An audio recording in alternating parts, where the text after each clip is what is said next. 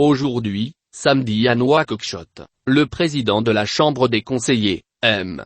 Anaon Mayara, a souligné l'importance des commissions parlementaires d'amitié pour soutenir le travail parlementaire et renforcer les perspectives de coopération entre le Royaume et la Mauritanie. M. Mayara, qui est en visite officielle de travail à la tête d'une importante délégation parlementaire en Mauritanie, a déclaré lors d'une rencontre avec l'équipe parlementaire pour l'amitié mauritano-marocaine, que cette équipe témoigne de la ferme volonté des parlementaires mauritaniens de renforcer les relations entre le Royaume et la Mauritanie. Dans ce contexte, il a évoqué l'importance et le renforcement du dialogue Sud-Sud, expliquant que ce que nous partageons en tant que pays du Sud, qu'il soit lié à l'histoire, au présent et à l'avenir, est bien plus que ce qui unit les pays du Sud et les pays du Nord. À cet égard, il a évoqué l'ouverture de la Chambre des conseillers à l'Amérique latine à travers la création du Forum parlementaire afro-américain, invitant dans ce cadre la Mauritanie à faire partie de ce forum.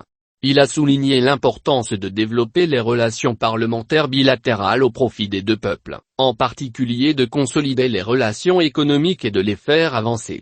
Pour sa part, la présidente du groupe parlementaire pour l'amitié mauritano-marocaine, Madame Zena Bint El Taki, a souligné que les membres de l'équipe espèrent que les relations entre le Maroc et la Mauritanie prendront toute leur ampleur. Et après avoir souligné que les relations entre les deux pays sont existentielles, non conventionnelles et dynamiques, elle a affirmé que l'ambition est d'amener ces relations idéales à l'intégration économique entre les deux pays pour obtenir des résultats tangibles sur le terrain. Quant au premier vice-président de l'Assemblée nationale mauritanienne, Parlement, Hamedi Ould Hamadi, il a estimé que la visite de la délégation marocaine est une nouvelle étape dans le cadre d'une diplomatie parallèle visant à renforcer la coopération dans divers domaines entre les deux pays, notant que la diplomatie parlementaire soutient la diplomatie classique pour obtenir des résultats tangibles dans la réalité. Les députés ont appelé les membres de l'équipe à encourager les investisseurs marocains à investir en Mauritanie en tant que porte d'entrée du Maroc sur le marché africain, saluant le niveau de développement dans plusieurs domaines au Maroc, notamment les infrastructures routières, l'agriculture, le tourisme, la santé et l'énergie. Aujourd'hui, samedi à Nouakchott, le président de la Chambre des conseillers, M. Anaon Mayara, a appelé à la création d'un forum économique parlementaire maroco-mauritanien.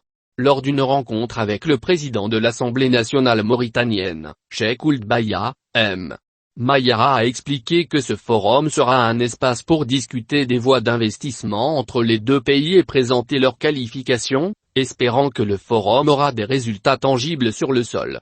Le forum, M. Mayara a proposé d'être annuel, se veut être un véritable pont entre les hommes d'affaires marocains, les investisseurs, les experts et leurs homologues mauritaniens, en plus d'attirer de vrais investisseurs au Maroc et en Mauritanie dans le domaine des investissements qui profitent aux deux peuples. M. Mayara, qui effectue une visite officielle de travail à la tête d'une importante délégation parlementaire en Mauritanie qui se poursuivra jusqu'au 19 juillet. A souligné qu'il existe de réelles intentions de développer les relations entre les deux pays, notamment dans le domaine économique, pour une durée véritable union au profit des deux peuples. Après avoir souligné la ferme volonté des dirigeants des deux pays, le roi Mohammed VI et le président Mohamed Ould Cheikh El Ghazouani, de consolider les relations entre les deux pays, M. Mayara a souligné que le Conseil est prêt à faire partie de ce nouvel édifice rénové, basé sur le respect mutuel et un certain nombre de gains. Dans ce contexte, il a souligné que les relations politiques entre le Maroc et la Mauritanie ont connu un grand développement, rappelant la tenue de la 8e session du Comité supérieur mixte maroco-mauritanien, en mars dernier à Rabat, qui a abouti à la signature d'un certain nombre d'accords.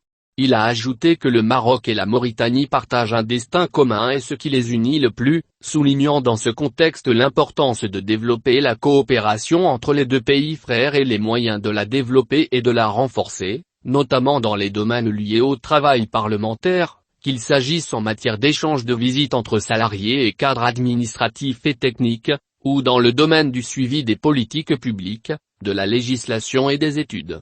Pour sa part, le président de l'Assemblée nationale mauritanienne a souligné l'importance de la diplomatie parlementaire pour faciliter l'échange d'expériences entre les deux pays et faciliter la communication entre les partenaires économiques, appelant à bénéficier des expériences du Maroc dans de nombreux domaines, notamment l'agriculture et le développement animal, qu'il a qualifié d'inégalé au niveau maghrébin. Il a également évoqué d'autres domaines dans lesquels la Mauritanie peut bénéficier de l'expérience marocaine, notamment l'éducation, le tourisme et le commerce. Les membres de la délégation marocaine ont visité la chaîne Al Pamia, où ils ont été informés sur les studios et les programmes de la chaîne.